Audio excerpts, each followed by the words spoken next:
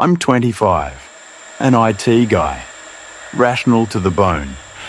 I believe in logic, structure, cause and effect. But I have one weakness, psychedelics. Not to get high, but to see what's behind the curtain.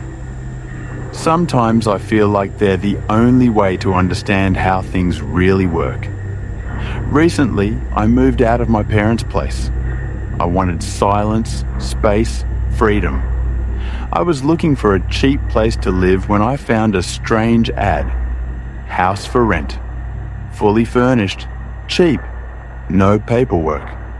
I should have been suspicious, but something about it pulled me in. The house stood alone, near the edge of a small town. From the outside, ordinary, but inside, it was heavy, cold. It was full of stuff. Furniture, books, clothes, toothbrushes, family photos still hanging on the walls. Like the previous tenants just stepped out and never came back. And I stayed. I don't know why. I didn't sign anything. I just moved in. The first night was calm.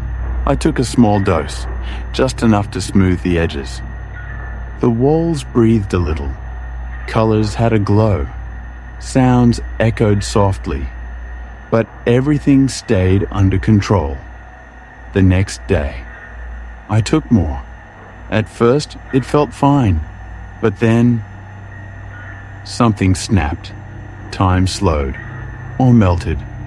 I tried to leave the house, but every door led to another room, or the same one.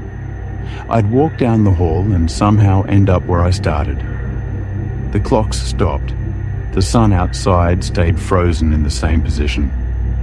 The windows all showed the same foggy street, unmoving, silent. I told myself, it's just the drug. Wait it out. Stay logical. I tried. I really did. I sat down, breathed, waited. But the house, it wouldn't let me rest. Footsteps upstairs, lights flickering, but not electrically, more like breathing, like the house was alive. Then I saw myself in the mirror, but it wasn't a reflection. I saw myself entering a room I hadn't gone into yet. And later, I saw a mirror where my reflection didn't move with me. It just stared. That's when the notes started appearing. Scraps of paper, hidden in drawers, books, behind paintings. The handwriting was mine, but shaky, panicked. You've been here before. Don't trust the clocks. It's not the house, it's you. You won't leave until you understand. Understand what? I tried to break things, smashed the windows, they didn't break. Tried to burn the notes, the fire wouldn't catch. Punched the walls, they felt soft but unbreakable. The house absorbed everything. Then came the voices. My own voice, but warped, older, tired. You chose this. You opened the door. We're not alone here. Time no longer made sense. I'd fall asleep in one room and wake up in another. New notes, new warnings. Don't eat the food. The key is in the child's room.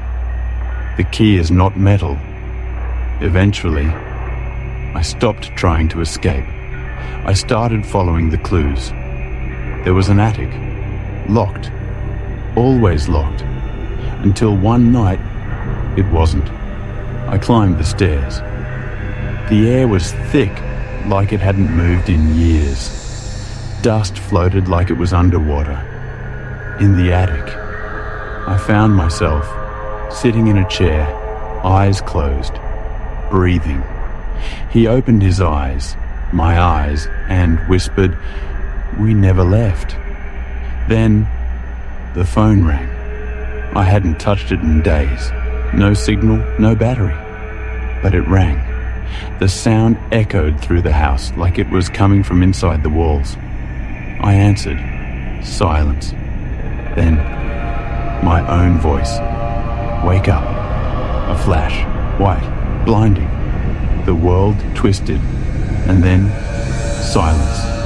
I woke up. Back on the floor. Sunlight streaming through the window. The clock's ticking again. The door was open. I stepped outside. Birds. Cars. Life. The world was back. But something was wrong. Every time I blinked, I saw the house. Dark. Still. Watching. In my dreams, I was back inside. Sometimes I'd wake up mid-sentence, reading one of my own notes out loud. You've been here before. The trip ended, but part of me never left.